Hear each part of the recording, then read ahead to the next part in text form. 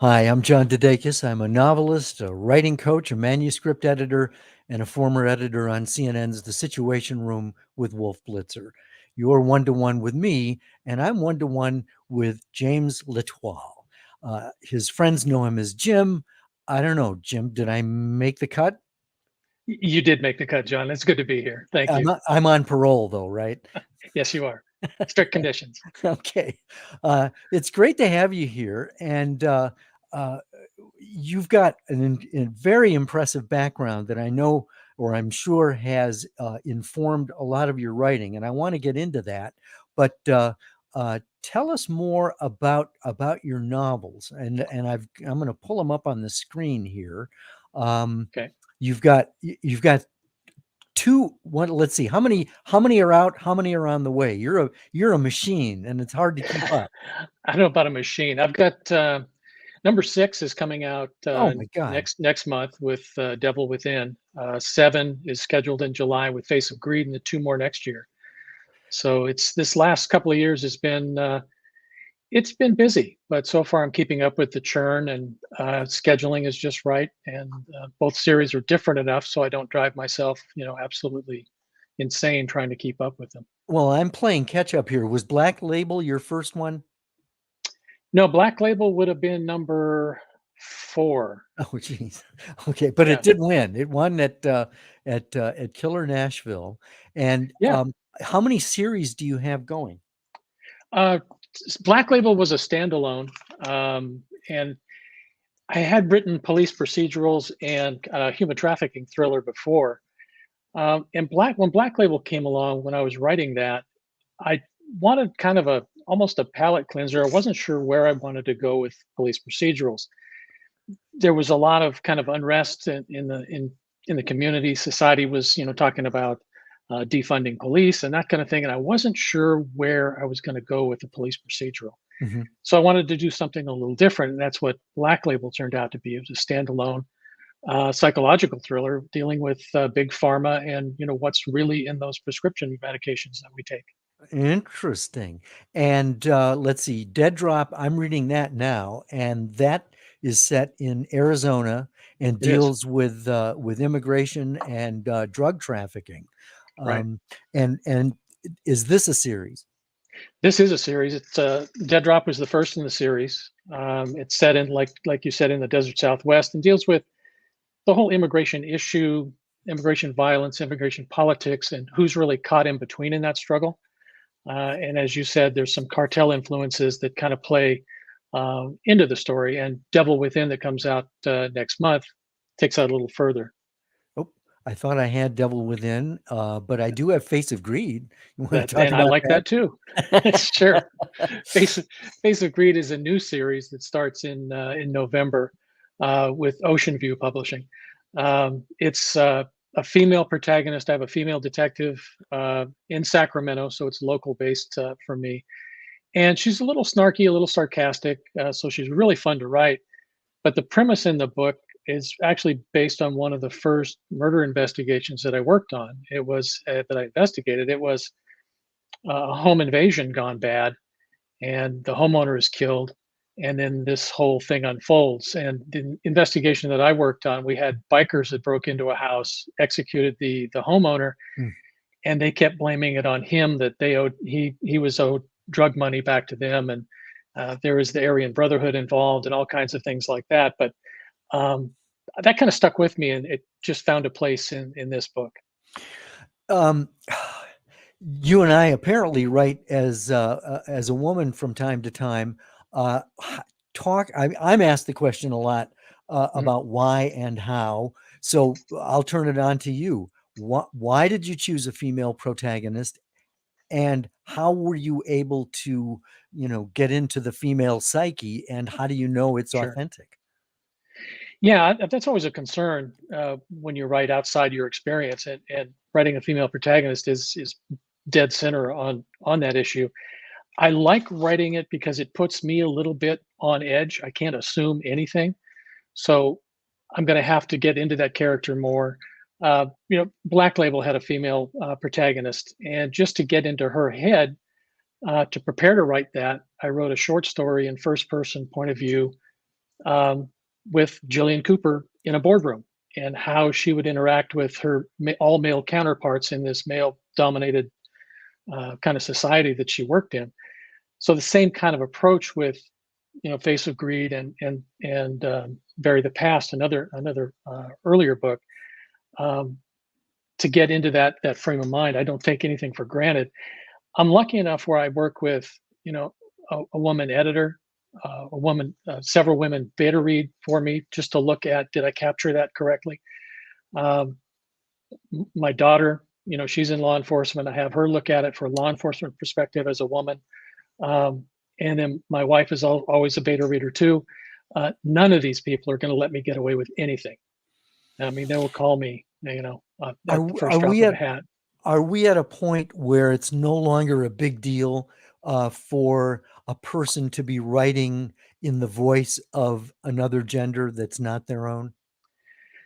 I think if it's done with some kind of sense of I don't want to say compassion, but understanding, you can't write, at least I don't think you can write a female character as you would a guy and just put her in a dress. I mean, there's more to a female character than that. And I think in Face of Greed, we really go into that with Emily Hunter, my detective. I mean, she's dealing with, her mother's got dementia, and she's a caregiver, and she's trying to balance her work life and then caring for her mom. She's also got some romantic entanglements, going on in her life, and there's a lot going on that she has to balance that I'm not sure we give women, especially in law enforcement, enough credit for. I mean, my experience is that women in law enforcement have to work, twice as hard to get the same recognition that their counterparts get. They're passed over for promotion. Some old guards still consider women as, they're just here as a token and can't do the job. And I've had some women partners over my life, and I would go to battle with them anytime. What do you think is the biggest? I hate to make you generalize, but what was the biggest enlightened? What was it? The biggest surprise when it comes to writing a woman? What was the biggest surprise that you came across that made a woman, a female character, different than a male character? That's hard to say. One of the things I do remember was just in the way that a woman law enforcement professional was expected to show emotion. Um, Men can show emotion, not even questioned, but the slightest little, emotion, or God forbid, a tear break loose, and then a woman is almost discounted on the job. And it's kind of, I think it's evolving, and people are changing that perception. We do more now in post trauma care and all that kind of thing than we did when I first started. So I think there's a better understanding for that. We're all people. We have emotions. We react to situations. Well, when you Um, say emotions, you would think that anger would be an acceptable emotion for a man, but that tears from a male law enforcement officer, not so much? Or am I missing something? no, I think you've got it. I mean, and you're going to see, a male law enforcement professional when he goes to a traffic scene, and there's a traffic collision, and there's a young child that's injured, Mm. perhaps even, dead as a result of this car crash. That's going to be a traumatic situation for anybody that deals with it, and we all deal with that stuff differently. But yeah, those are kind of circumstances that are going to test you. Before you became a prison warden, were you a cop on the beat? I started my career behind bars, if you will. Um, I was a probation officer early on. I worked in juvenile hall, then a probation officer. Then I actually went to prison, and I was what they called a correctional counselor.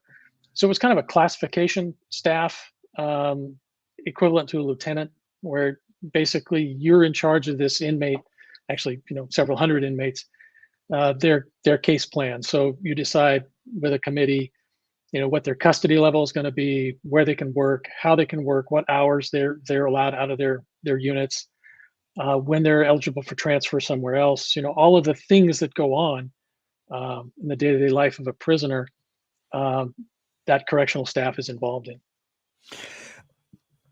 The when we talk prisons, I mean penitentiary. I mean the word implies Yeah, penitent and reform, but yeah. I mean a lot of these people are in for life.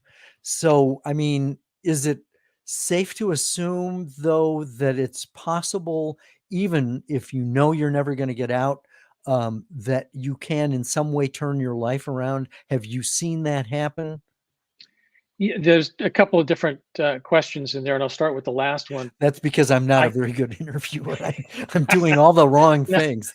no, but to answer the question, have I seen positive change happen? Yes, I have. But it's as a result of the right programs designed for the right inmate population to deal with that issue. Drug abuse, for example, we did a number of substance abuse programs in the prison system where we picked, not easy guys. These were gangsters that had done 15 years, but they were still getting out, soon to get out. So we took them, put them in a therapeutic community environment in prison in their separate housing unit, and their daily assignment was to program and do groups, and there was a therapeutic community program there. We brought in experts from the community, ex addicts, ex offenders, to do the programming, because a convict is not going to believe me that come to this 12-step group and you're going to be fine. Mm. They want to hear it from somebody who's been there, done that, and understands the obstacles that they have. And that, when you combine that with community aftercare, we saw some dramatically lower recidivism rates. So for that population, things like that work. I also saw the other side of that, where, and you described that these guys were never getting out. I worked in a security housing unit for a number of years, and the security housing unit is a prison within a prison. So if you kill somebody in the general population, you came to my unit. And these were guys that were all doing life for hundreds of years. They were never going to get out. So dealing with them is a different dynamic than that programming inmate that we talked about in the substance abuse programs. The whole different environment. How do you feel about the decriminalization of some drug offenses? And do you feel that that has unfairly impacted the African American community? I think it's not so much the decriminalization of it that has had an impact. I think it's the way we police it in the community. What do you mean? Uh, Local law enforcement had wanted to get in and saturate local communities that they knew were having issues. They started out with something called community-oriented policing. So they would send extra people into that neighborhood, extra officers into that neighborhood, and just the fact that you're there in numbers, you're going to see more crime.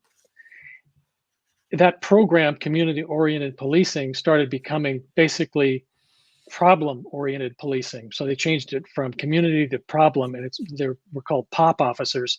So they were there to look for problems. So if you're looking for problems, you're going to find them. So I think in the way we police communities needs to be looked at. So I'm not saying back off and don't enforce the criminal codes, but I think we need to do it uniformly across the community, not just into one neighborhood. How long ago were you actually working in law enforcement? I've been retired a little over 10 years. Okay. And from where you sit now, are you seeing continued improvements, or since you left, has it all gone downhill? A little bit of both. I think we're seeing more willingness in the community to try options and make prison a last resort. But the way that they've implemented it, I think, is not necessarily a public safety first option. I know in California we've had some legislation that is leaving the corrections field, and law enforcement kind of scratching their head. People are getting out of prison early, out of jail early, just because not because of good behavior or overcrowding or that kind of thing. It's just we're not going to influence these, arrest these people and put them in jail for these offenses without any intervention behind that. So you're releasing a population back into the same communities they came from, You're expecting them to do different behavior now. It just doesn't make sense.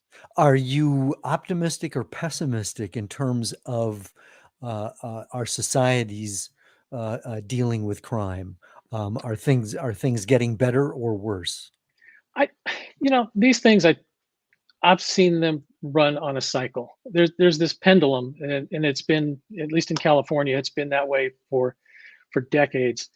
We go, aggressive and lock everybody up, 2 strikes, 3 strikes, habitual criminal acts, and you're building prisons all throughout the state. And then the pendulum swings back the other way, and you're doing more programs and more liberal release policies. And it's just a balancing act. It just goes back and forth.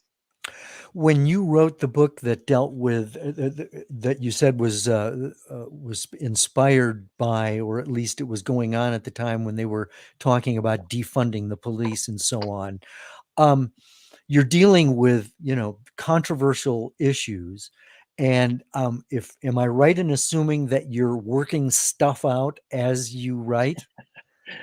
Yeah, I do. Writing for me is very therapeutic, especially when I first started to write, because I didn't start writing fiction, commercial fiction, until well after I retired. And I retired. You're in that environment, and stuff sticks with you. You can't be exposed to those kinds of things, whether it's inside prison or in the state capitol, and it just, it wears on you. And so there was some therapeutic stuff that, I wrote about, and those are novels that sit in my bottom drawer to ferment forever. But it was very therapeutic to get some of that stuff out. Did you always know that you were going to write fiction, or did that sort of creep up on you when retirement It came around? it did. It kind of crept. I didn't intend. I'd always been an avid reader, ever since I was a kid. But I remember I was retired, not very long, sitting in my backyard with a cup of coffee and a book, and the book wasn't very good. And it was like, damn, I could do better than this. And it was like, well, can you? So it was like, well, prove it. So that was kind of a challenge to me to do that. So that started me down the road where I, would go to places like the Book Passage Mystery Writers Conference and learn more about the craft and that kind of thing. And finally, I felt like, okay, I've got an idea here and what to do, but I didn't think I had the confidence to write uh, that kind of thing. So I thought back on one of the first jobs I had as a probation officer was preparing pre-sentence reports for the judge.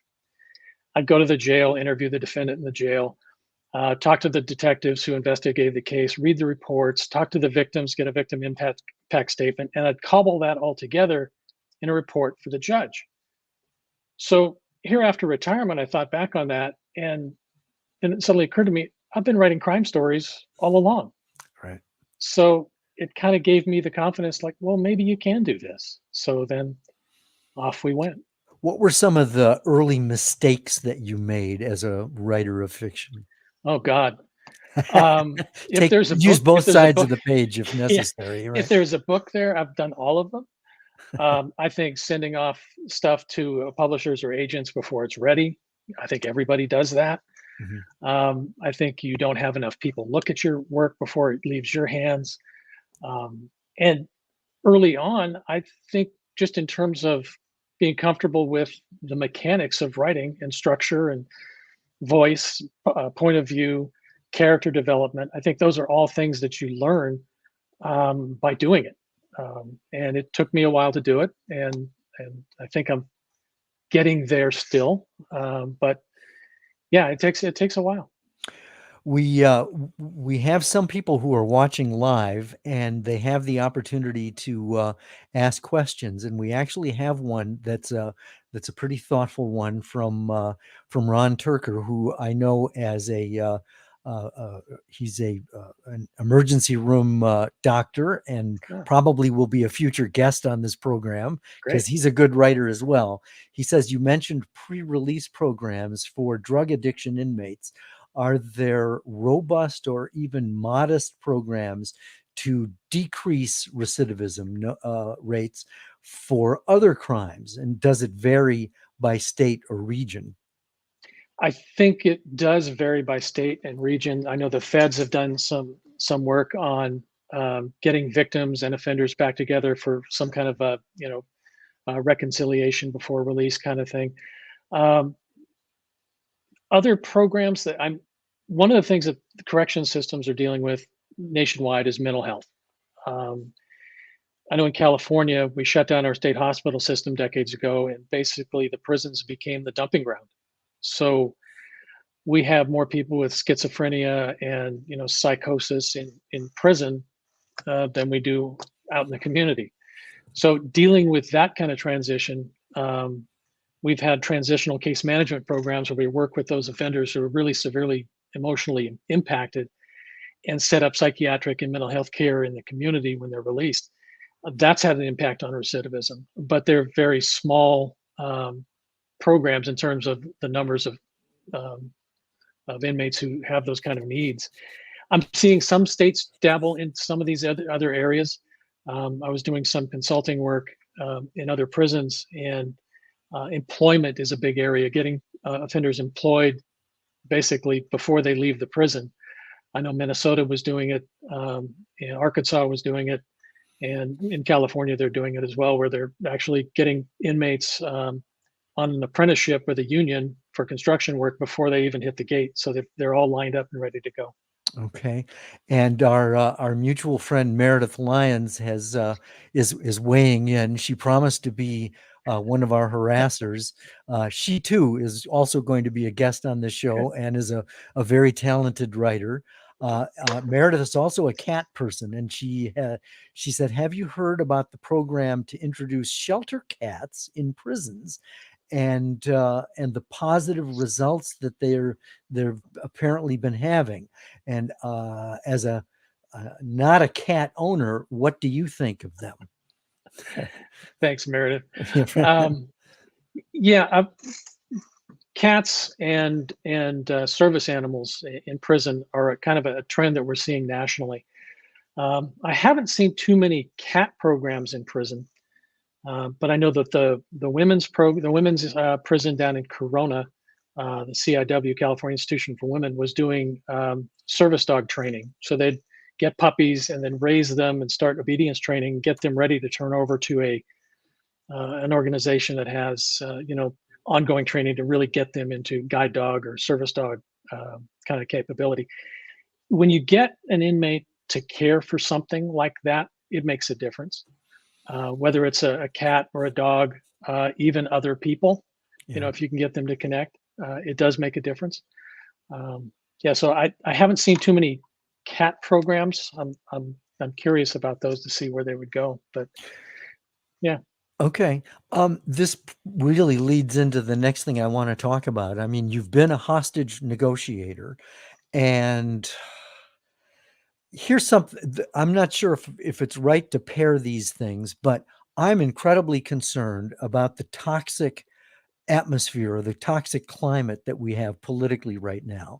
I mean, we can't even agree on what the facts are when it comes to Right. talking with people on other sides of the dime. Are there techniques that you used as a hostage negotiator that might apply, that we might be able to apply in our lives, in our relationships, to try to build bridges instead of walls? Yeah, I think there are, other than use of tear gas. Well, I think it's come to that yeah, already. yeah. No, I think part of it, and it's what I went through an FBI training for hostage negotiation, and a lot of it came down to just active listening. Listen to what people are saying. A lot of times we were able to resolve issues at the prison because somebody was finally being heard, whether it was an issue about a meal, a cell partner, a visit didn't happen, something awful happened to their mom in Bakersfield, but nobody was listening to them. So I think if you start out with just active listening, try to get an understanding where the other person's coming from, which we don't do. Explain what active listening is. Well, it's really just listening to what that person is telling you. They're and not trying to interpret it, not trying to judge it, not trying to just, not trying to fuss with their mindset. What are they telling you? A lot of times it's they just need to vent, and this bad thing has happened to me. What can I do about it? Nobody's listening to me.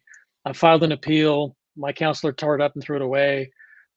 Those kinds of things. So you can resolve a lot of those things in prison. And I think you're right, John. Some of the stuff we're seeing out there in the world, or in the real world, just by listening to people. And resisting the temptation to get into an argument, right? Yeah, yeah. Have you been in some situations, some hostage negotiation situations that turned out well? And if so, what was the secret? What was it that made the difference? Yeah, and it was almost every day using those techniques just to get by, especially in the maximum security units, the security housing units. Everything was a struggle with these guys, because, like we said, they're serving hundreds of years. They're in the security housing unit. They're Aryan Brotherhood, Mexican Mafia, Black Guerrilla family members. Their mission in life was to mess with staff. They had nothing else to do. So knowing that, you don't get upset about it. They play their games. You respond accordingly. But there was one time where we were trying to get a guy back into his cell, and he was just refusing. So the captain at the time gave me a 37 millimeter, launcher with wooden baton rounds in it, and said, "Go get him back in his cell," which meant, go shoot the guy and get him back in his, drag him back in there. So, a couple of us go into the day room. I've got the 37 millimeter launcher, and we just start talking to the guy and let him vent for a couple of minutes. And the captain came up next to me and starts giving me the elbow, like, it's time to shoot the guy, get him back in his house. Mm. But I just let him go on for another minute.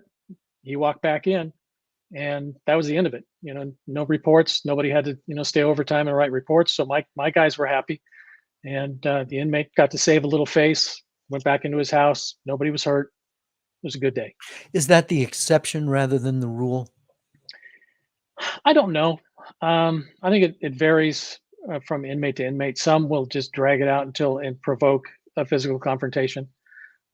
It gets them some status, but it's just a different world on how that inmate culture supports that kind of behavior on their part. It must have been incredibly draining emotionally and psychologically on you. How did you decompress? And was bourbon part of it? Bourbon was definitely part of it. Okay. No, I think what worked for me and some of the folks that I work with is you learn to compartmentalize your life, so that all of those things that happen, you witness people getting shot and stabbed and carried off the yard, every single day. It wears on you. And when you compartmentalize your life, you're able to leave that part of your experience behind the gate. And, I didn't bring that home to my family. So guys and women that can't do that, we see, a huge spike in domestic violence, divorce rates, suicide rates, PTSD rates, on par with Gulf War veterans coming back. So you've got to develop strategies to help you compartmentalize your life and deal with trauma, rather than just, because we all just love to stuff it down and pretend it didn't happen, but it comes bubbling back up at the most. But isn't there a stigma on, a police officer or a prison guard or anyone who has that kind of a high pressure situation? Isn't there a stigma for them getting psychological help? There was, definitely there was. I think early on, even to when I first started, if you sought out, they didn't even have employee post-trauma care then. But if you started, having issues and needed psychiatric intervention, yeah, you were thought as weak and you couldn't handle the job. I think that's changed over time. And I think there's a lot of people doing post-trauma work now that recognize that, yeah, there's real issues that happen out there, and we need to deal with them and offer staff that kind of service. No one wants to admit it, but deep down inside, man, maybe I better, this is, keeping me awake at night, and yeah, I can see myself snapping at, family or whatever. It seeps out. It Yeah. can't help but seep out. We have another question from the peanut gallery here. Ron Turker is weighing in again. In many other countries, capital punishment and even Mm. life sentences are prohibited. The focus is on rehabilitation. In your experience, is this possible for some or even a majority of lifers?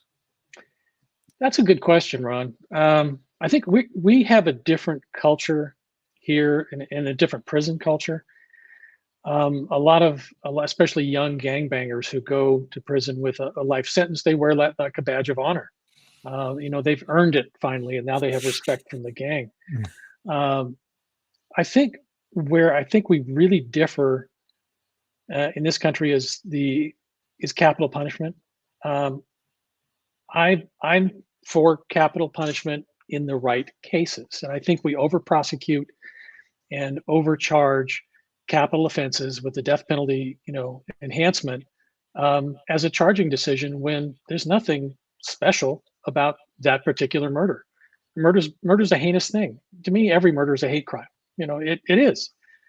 Um, so if we look at crimes differently and not prosecute everybody as a death penalty case and those who deserve it and need it, we do that with, I think, because we've got 700 and something inmates, 737 inmates in California's death row right now, and we're not executing anybody under the current governor, but they're just sitting there. But we're still bringing them in the front door. What in your opinion, would mandate the death penalty? Who are those who need it? What's the standard you're using? Those who need it, I think, if you're looking at multiple murders, for example, serial killers, you kill a cop, those kind of things. But some of the counties in California, almost every murder is charged with special circumstances, and that carries a death penalty case. And it's almost like a plea bargain kind of process that they use.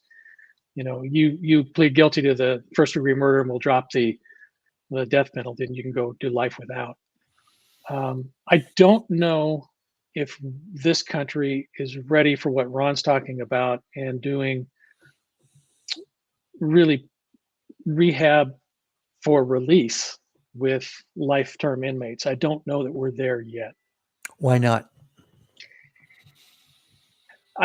Again, it gets back to the cultures both inside and out. What are you going to do with a 22-year-old gangbanger who's doing 25 to life?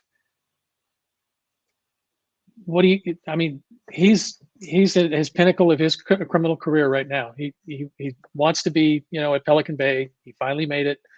What are you going to do with that guy that's going to change his outlook on life? Maybe 30 years he'll mature a little bit, but I don't know. And then where do you return him to? We've got very little in terms of support systems to send somebody back to, South Central Los Angeles that's going to be different than when he came. So it's that cycle of violence and criminality that, it's just ingrained in so many of our people. Yeah. Lynn Willis is asking a question. She wants to know, when it comes to hostage situations, what do you see as an author and reader that authors often get wrong? Hi, Lynn. That's a good question. Yeah. I think when you see movies and television shows that involve a hostage negotiator of some kind, usually the negotiator is seen, rushing up to the scene and talking directly with the guy through the door, or surrenders him or herself, in there to talk to him, and none of those things are going to happen. Most often, the hostage negotiation is done at a distance. Like in prison, my team and I would be, somewhere else in the prison, and I'd have people on site feeding me information. Our tactical team would be on site giving me real-time information on what was going on. So you're not in it, you're remote from it. So you're kind of distanced from it, which is good from an emotional standpoint. You're not getting influenced by what you're seeing. You're just dealing with what you're hearing, what this guy's telling you. But I think we see the negotiator on media in a much more grand scale. They're driving the whole narrative of the story, and that's really not how it's done. Hmm. We've been getting a lot of we don't know I don't normally have people asking questions. You're a very popular I can't explain it. No, no, Neither you're can I. very interesting. No, you're very interesting. And you were the let me just find this super to put it up. You were the you're a former director of California State Parole System. Right. What are some of the misconceptions that people have about parole? Yeah, that's a really misunderstood concept. Parole. When you're released from prison, you go on parole, and they've muddied that up in so many jurisdictions with who goes on parole. Not every inmate now is subject to supervision when they're released. But simply put, when you're done with your in prison time, you've served your sentence. You've also got what some people call a parole tail for 2 or for 1 or 3 years. That a parole agent will follow you around and make sure you adhere to your conditions of parole. And it could be no drinking, no drug use, whatever was related to that crime that got you in prison in the first place. Report is directed. All the don't change your residence without telling your parole agent. Those kinds of things, and the parole agent will go out and make sure those conditions are complied with. But one of the other things the parole agent does is connects that person with community resources, and that's where a lot of the rehabilitative linkages happen. Is once the guy is, or woman is outside and back in the community, and they're hooked up with other services that they need. Whether it's rehabilitative or developing new work skills. Those kinds of things. I had a friend who was busted. Oh God, it's probably 20, 25 years ago. He did 2.5 years at Butner, the federal prison, Mm-hmm. and he got out. And I was one of his, I don't know, support people. And he had to, as part of his parole, he had to take a lie detector test. Yeah. And one of the things that really that surprised me, and it was like a major sword of Damocles that was hanging over him. Yeah. And there was a moment where he had reoffended, but when I take that back, he hadn't reoffended, but he had violated a term, one of the terms of his parole. and Right. and so he was really fretting this lie detector test, because if he told the truth Hmm. and it had shown that he had violated a term of his Right. parole, he could get snatched off the street and sent back to prison. And my advice to him was, tell the truth, because you didn't reoffend. And what you're trying to do is to break this cycle of serial lying. Right. And so, you and as it turns out, he did tell the truth, and he didn't go back to prison. And I think that actually it helped start him in a new direction. He's been out of prison for 20 years, or at least 15 years, happily married, and he turned his life around. Yeah. But that was one of those moments where he could have told a lie and gotten nailed for it, and that would have not gone well. Yeah. Uh, No, it definitely comes out, and we've used polygraphs for a lot of different things, and we use them for sex offenders. And you set basically a baseline, when they first come out, and then you start talking to them about triggering behaviors and associations with minors, or whatever the target dynamic might have been, and you start getting those blips. And the whole point is, like you said, to interrupt that cycle before there's a new victim. So yeah, it's a useful tool. Talk about the writing process. I mean, I certainly appreciate the insights that you've been giving us in terms of your career and law enforcement and the reform system, and punishment as well. But talk about the process. I mean, one of the things that's frustrating me right now, I'm working on book 6. I've painted my protagonist into a major corner. Um, I'm not sure how I'm going to. My wife is reading it and going, "Well, you jumped the shark again." Uh, so help me understand your process. Yeah. How do you get yourself out of jams as a writer? Yeah, I think everybody approaches it differently. And one of the things I learned early on by going to, craft workshops at places like Book Passage and, conferences overall is if anybody tells you there's one way to do it, you can discount that right away because everybody's got to find their own process. What works for you might not work for John DeDakis, and it just you have to find what works for you. I've changed my writing process over time. Less organic, more plotter. So I found myself writing myself into corners when I would just let myself just organically, by the seat of the pants, write a scene. Uh, it works. I enjoyed it. You can probably write faster doing that. But I found myself wasting more time and going back and having to rewrite scenes, rewrite chapters, and get rid of characters that didn't need. So I find myself more moving towards. I don't want to say I'm a strict outliner like somebody like Jeffrey Deaver who writes 140-page outline of the book Yeah. before he sits down to write. Good Lord. I know it's almost fill in the blank at that point. Yeah. But what I do is I spend a lot of time before I even put pen to paper with once I have the story idea, the basic crystal. Who's going to be in this book? Who am I going to be spending time with for the next 6 months? And I really get to know the characters that are going to inhabit this world that I'm creating. And once I have a sense for who they are, how they interact with one another, how they speak, what does their dialogue sound like, then I start to put together, I don't want to say a plot outline, but kind of a roadmap at least of where I want to go. And I'll typically know the ending. Some authors I know don't know the ending, don't know who done it, and as they start, that would give me hives. John, my hat's off to you, but that would just give me hives, not knowing where I'm going.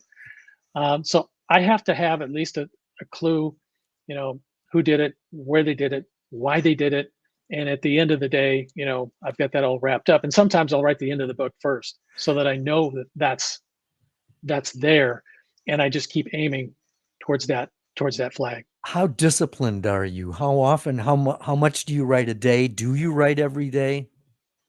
I do write every day. And it's not so much that I have to. I want to. I mean, I feel better when I write every day. Yeah. And the dogs wake me up about 5:30. Take them out, do their thing, and then I'm behind the keyboard by 6, and I'll probably write for like 4 or 5 hours.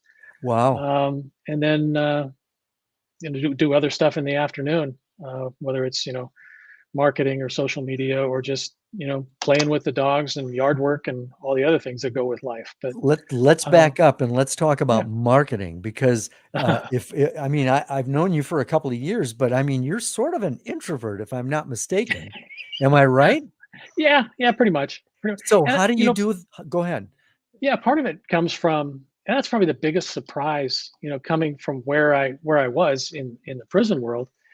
I never expected the crime fiction community in particular to be so welcoming and open and supportive. And I had imagined it would be this, cutthroat, dog eat dog, and backstabbing, place. And I'm used to that. That was where I lived, literally.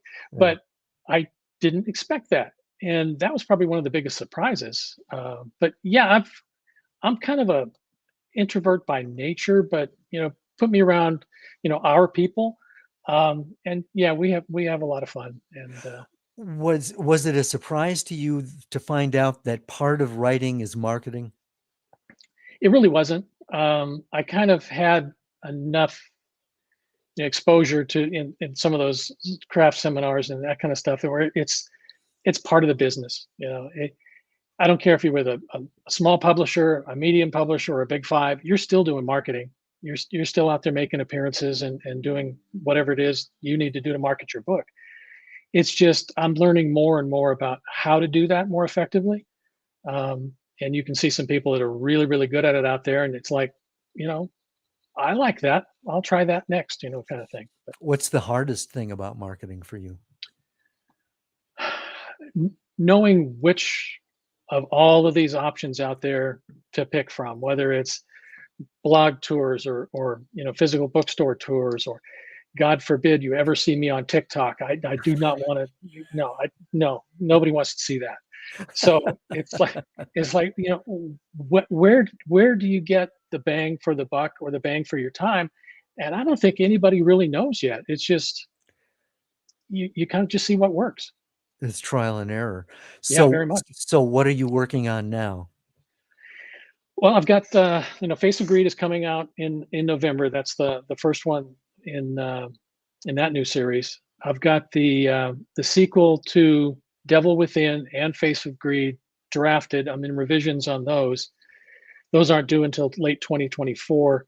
So I'm ahead on putting those pieces together. But I'm always writing those things, or short stories that come up as an opportunity to submit, a little bit of everything. But yeah, I'm still pumping away on the book 3 in the Dead Drop series, and now book 2 in Face of Greed. Well, I mean, this has been fascinating, and we've had a lot more people watching live than normal, which Oh, which says a lot. Fortunately, this will also be archived, so it'll live in infamy, and people will be able to take a look at that. I really appreciate this. I feel I've learned a lot. People can get in touch with you through your website, I presume, yes. Yep. and that's James L'Etoile. I flunked French twice, but I've got the L'Etoile. But what does that mean, by the way? The Star. Of course. We'll leave it there. Let's leave it there. This has been so much fun. Jim, thank you Has very been. much. Thank you, John.